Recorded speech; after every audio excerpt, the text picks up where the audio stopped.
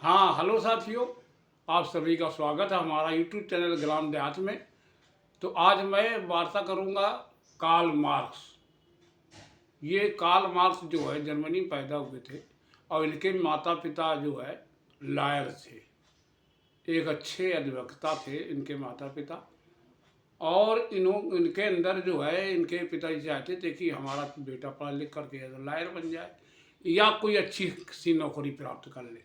तो इनके अंदर जो जिज्ञासा थी तो इन्होंने जो है बहुत ही अध्ययन पूंजीवाद पर किया। पूंजीवाद पर इन्होंने अध्ययन किया कार्ल मार्क्स ने। और ये एक बहुत बड़े फिलासफर थे, इकोनॉमिक्सलिस्ट थे, इकोनॉमिक्स के, और सोशलॉजिस्ट भी थे। इतना इनके अंदर ये सारी चीज़ें कूट कूट कर भरी थी। इन्होंने बहुत सारा अध्ययन किया पूरी दुनिया के सभी फिलासफर की जो लिटरेचर था या जो मनोवैज्ञानिक थे उनका सब अध्ययन किया, या जो जितने भी थे। और मजदूरों पर उन्होंने बहुत बड़ा बड़ा अध्ययन किया था। तो कार्ल मार्क्स ने किया ये कि जब उस समय जर्मनी में पैदा हुए थे और इन्होंने जो है कार्ल मार्क्स ने ये इतना सारा अध्ययन करने के बाद में उन्होंने एक संदेह जाहिर किया कि जो पूंजीवाद है उस समय जब ये जो है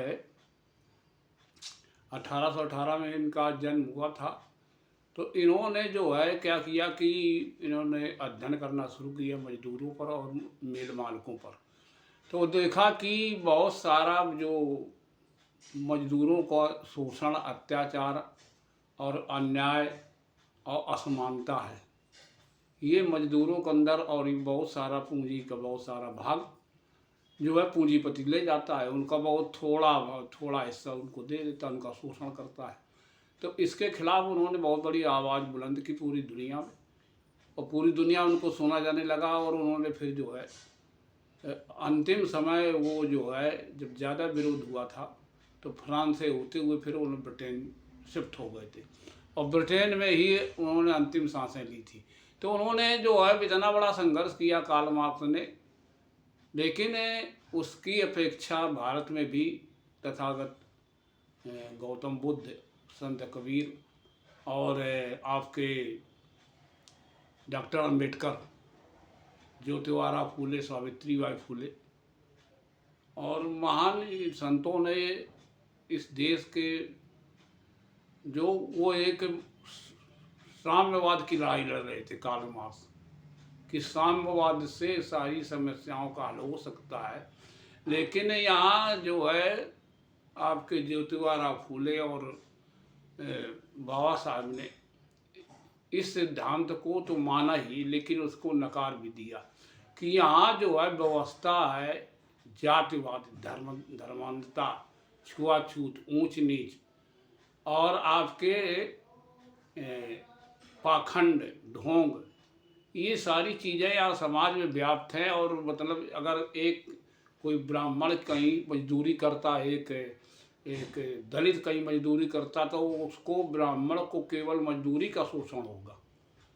और उसका तो शोषण 3 तरह से होता है। एक तो उसकी धर्म के हिसाब से उसका शोषण होगा, फिर जात के हिसाब से शोषण, उससे नफरत घृणा की जाएगी, और फिर पूंजी के हिसाब से भी उसका शोषण किया जाएगा। तो उन्होंने कहा था कि ये जो जातवाद, छुआछूत, ऊंच नीच है, बाबा साहेब ज्योतिबा फूले और पेरियार, रामास्वामी नायकर, इन्होंने कहा था कि ये जितना भी धर्मांधता, पाखंड फैलाया गया भारत में, ये एक शोषण की बहुत बड़ी भयानक, दर्दनाक, असभ्य समाज की देन है।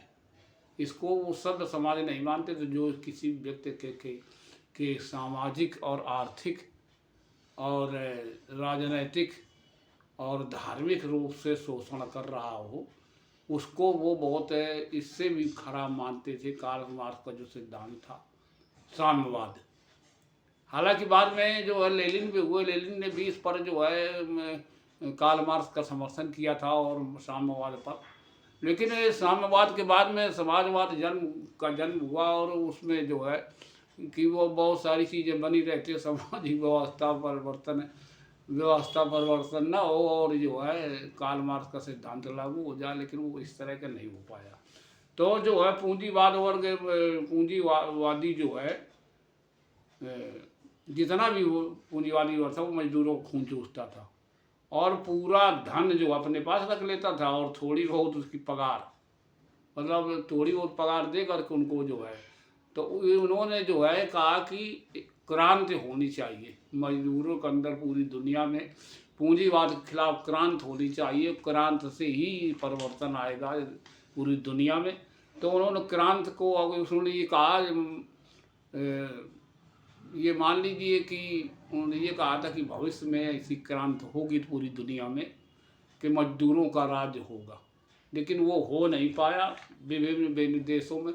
जिस तरह से यहाँ मतलब सामाजिक और धार्मिक और राजनीतिक कुरीतियाँ हैं और यहाँ धर्मांधता, पाखंड और कानून, जातवाद, छुआछूत, ऊंच नीच और इस तरह की जहाँ विसंगतियाँ इस समाज में हैं पूरे भारत में, तो उन्होंने बाबा साहब ने कहा था कि देखिए हम कार्ल मार्क्स सिद्धांत को मानते हुए भी मतलब यहाँ एक दूसरी व्यवस्था है, यहाँ के मनुष्य को दो तरह से जूझना पड़ रहा है। एक तो वो पूंजीवाद से और दूसरा वो सामाजिक, धार्मिक, अंधविश्वास, पाखंड, ढोंग और इन चीज़ों से उसको जूझना पड़ रहा है। उसको जानवर से बदतर ज़िंदगी जीनी पड़ रही है।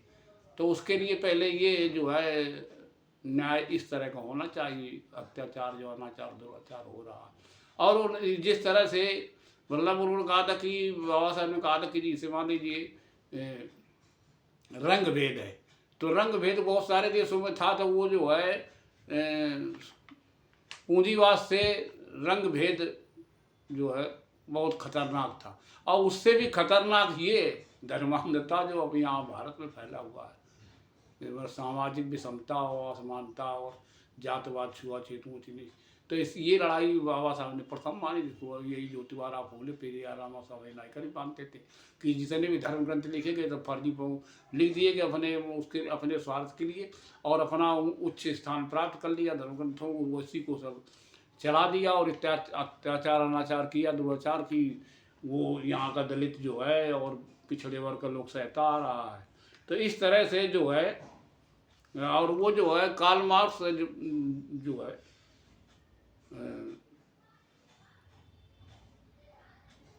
वो जो कार्ल मार्क्स करीब 5-6 भाषाओं के ज्ञाता थे।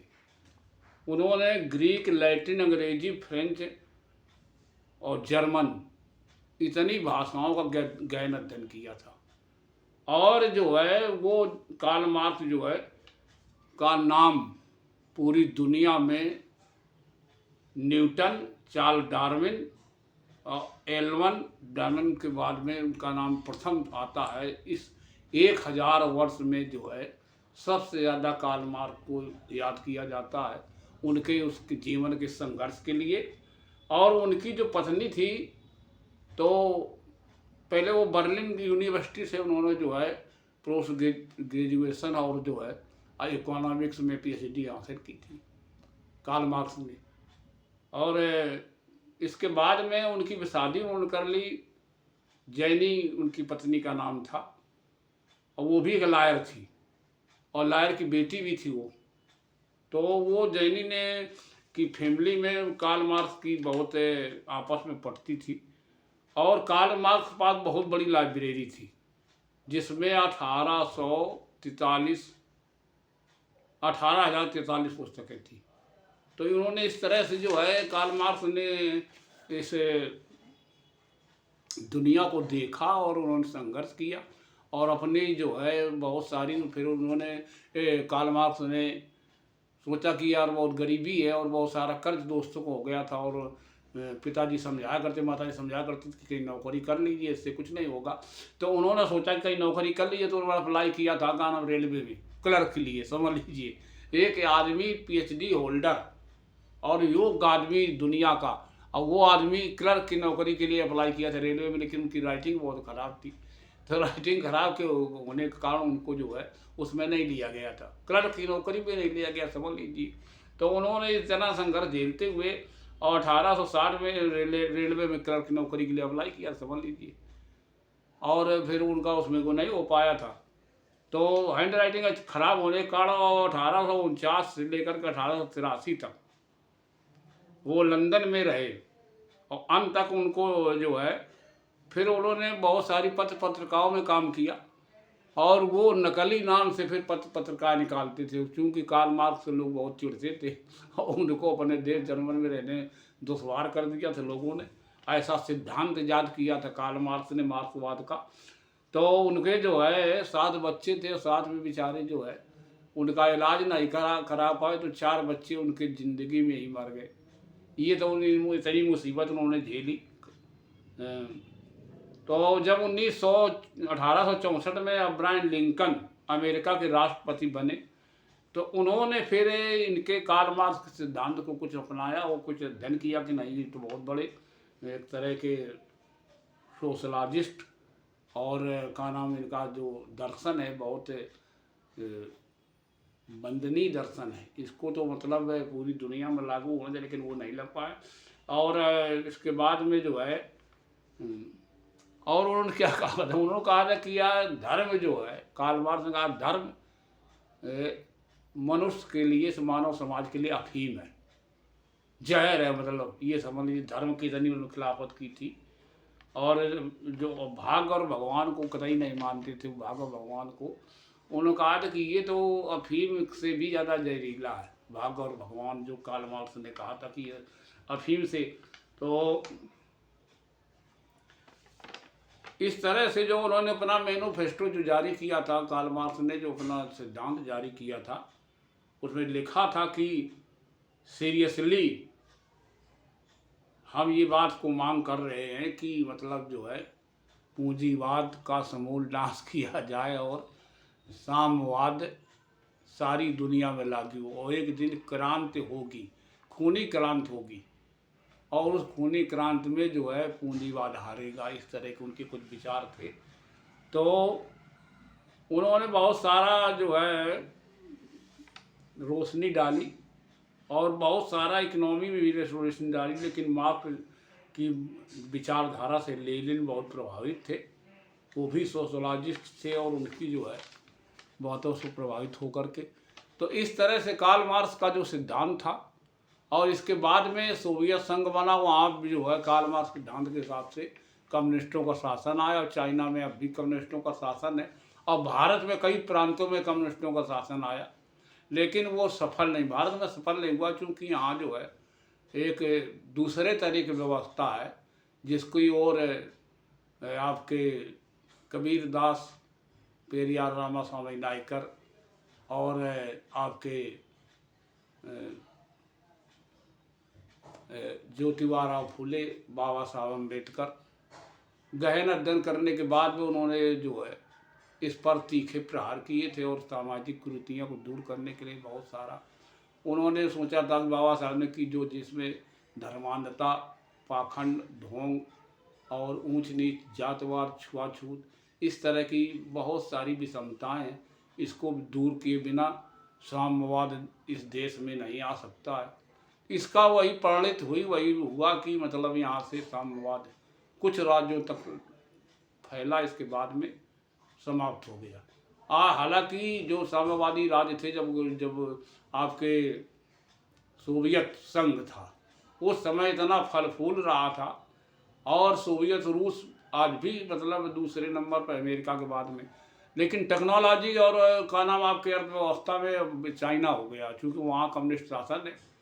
और ये समझ लीजिए कि दुनिया की दूसरी सबसे बड़ी अर्थव्यवस्था और विज्ञान टेक्नोलॉजी में नंबर 1 पर है चाइना, ये समझ लीजिए।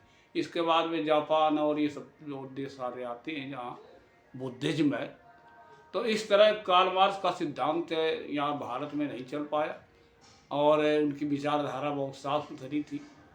तो आज मैंने जो कार्ल मार्क्स के संबंध में आपको बहुत सारी जो जानकारी दी, तो आप उनके सिद्धांत से साम्यवाद वो चाहते थे कि पूरी दुनिया में साम्यवाद लागू हो, कार्ल मार्क्स। तो कार्ल मार्क्स को हमेशा याद किया जाएगा, जो उनकी गणना 1000 साल में इस तरह कोई मनुष्य नहीं पैदा हुआ पूरी दुनिया में जिसने इतनी अधिक और विचार अपने प्रेषित किए, अपना सिद्धांत अपना मैनिफेस्टो पेश किया। तो हमारा वीडियो ये कैसा लगा? अगर वीडियो पसंद आया तो आप लोग इसको लाइक सब्सक्राइब अवश्य कर लें। हमारे चैनल का नाम है ग्राम देहात, और ये इस वीडियो को शेयर और अवश्य करें, कमेंट के साथ में शेयर अवश्य करें, ये आपसे निवेदन है। धन्यवाद।